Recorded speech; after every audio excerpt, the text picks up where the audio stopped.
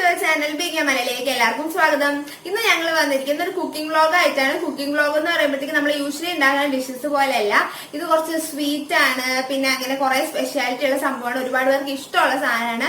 അതുപോലെ തന്നെ വ്ലോഗില് അപ്പു ഉണ്ടാവും. അത് എന്തുകൊണ്ടാണെന്ന് വെച്ചാൽ ഞങ്ങൾ ഉണ്ടാക്കുന്ന എന്തായാലും എല്ലാവർക്കും, പ്രത്യേകിച്ച് അപ്പുവിനൊക്കെ ഇഷ്ടപ്പെട്ടൊരു സാധനമാണ്. എന്താ അപ്പു ഉണ്ടാക്കാൻ പറ? Sharjah shake. ഷാർജ ഷേക്ക് ആയിട്ട് ഉണ്ടാക്കാൻ പോണത്. അപ്പൊ നമുക്ക് എന്തായാലും മുന്നോട്ട് നോക്കാം. നമ്മുടെ ഷാർജ ഷേക്ക് ഉണ്ടാക്കാൻ ആവശ്യമുള്ളത് നോക്കാം. അപ്പൊ ഓരോന്നായിട്ട് ഞാൻ കാണിച്ചു തരാം. അപ്പൊ ആദ്യമായിട്ട് നമുക്ക് വേണ്ടത് ഏറ്റവും അത്യാവശ്യം സാധനം പാല്. നല്ല കട്ട പാല എടുത്തേക്കണം. നമ്മൾ ഫ്രീസറിൽ വെച്ചിട്ട് ഫ്രീസ് ആക്കി എടുക്കണം. പിന്നെ അതുപോലെ തന്നെ ഇമ്പോർട്ടന്റ് ആണ് എടുത്തേക്കണം ബൂസ്റ്റ് ആണ്. 5 രൂപയുടെ സാഷ പാക്കറ്റ് എടുത്തേക്കണം. നിങ്ങൾക്ക് ഇഷ്ടമുള്ള ഏതെങ്കിലും ചോക്ലേറ്റ് ഫ്ലേവറിലുള്ള ബൂസ്റ്റ്, ബോൺവിറ്റ് അങ്ങനെ ഏതെങ്കിലും വേണം എടുക്കാം. പക്ഷെ ഹോർലിക്സ് ഒന്നും ഞാൻ പറയല്ല. പക്ഷെ ഇതുപോലത്തെ എന്തെങ്കിലും 5 രൂപയുടെ സാഷ മതിയാവും. പിന്നെ ആവശ്യം ഡേറ്റ്സ് ആണ്. ഡേറ്റ്സ് ഇതൊരു 2-3 എണ്ണമൊക്കെ മതിയാവും തോന്നുന്നുണ്ട്. 2-3 എണ്ണാണ് ഞാൻ വിചാരിക്കുന്നത്. അപ്പൊ ഇത്ര എടുത്തിട്ടുണ്ട് ഇപ്പൊ.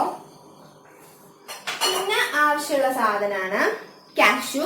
ഇപ്പൊ കാഷ്യൂ ആണ് അടുത്തെടുത്തിരിക്കുന്നത്.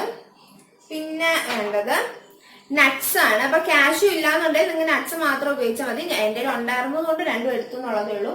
പിന്നെ ആവശ്യമുള്ള മെയിൻ ആയിട്ട് ആവശ്യമുള്ള സാധനമാണ് പഴം. പക്ഷെ ഇത് ഒരു 1-2 എണ്ണമൊക്കെ മതിയാവും. അപ്പൊ ഇത്ര ഞാൻ കാണിച്ചു എന്നുള്ളതേ ഉള്ളൂ. പിന്നെ ഇതിലൊക്കെ ആവശ്യമുള്ള സാധനമാണ് പഞ്ചസാര.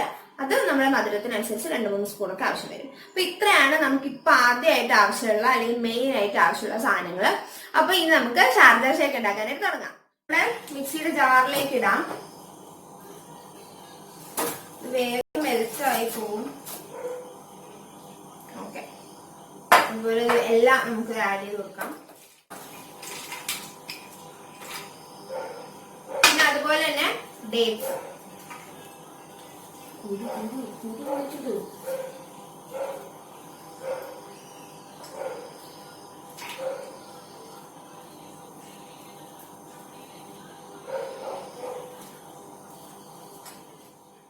തന്നെ പഴവും കൂടി ആഡ് ചെയ്ത് കൊടുക്കുകയാണ്.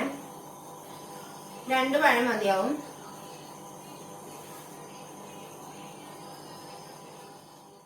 മസാല കൂടെ ആഡ് ചെയ്ത് കൊടുക്കാം. ഒരു 2-3 സ്പൂണൊക്കെ ആഡ് ചെയ്യാം.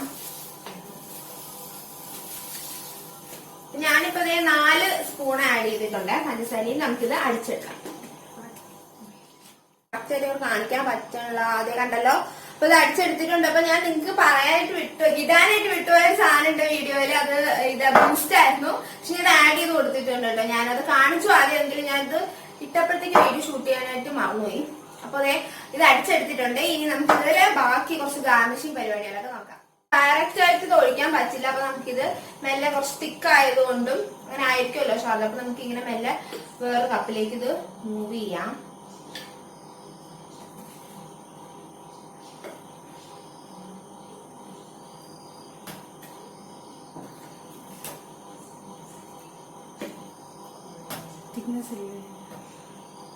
നല്ല തിക്കാണ്. എത്രത്തോളം കാണാൻ പറ്റുന്നുണ്ടെന്ന് എനിക്ക് അറിയില്ല. എന്നാലും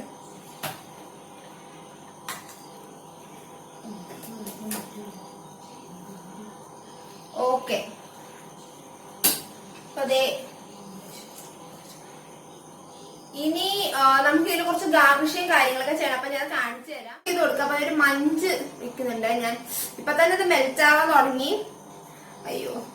അതിനുശേഷം ഞാൻ കുറച്ച് നമ്മുടെ ജെംസ് ഇല്ലേ, ജെംസ് അതും കൂടി ഇങ്ങനെ ആഡ് ചെയ്ത് കൊടുക്കുന്നുണ്ട് ഇതില്.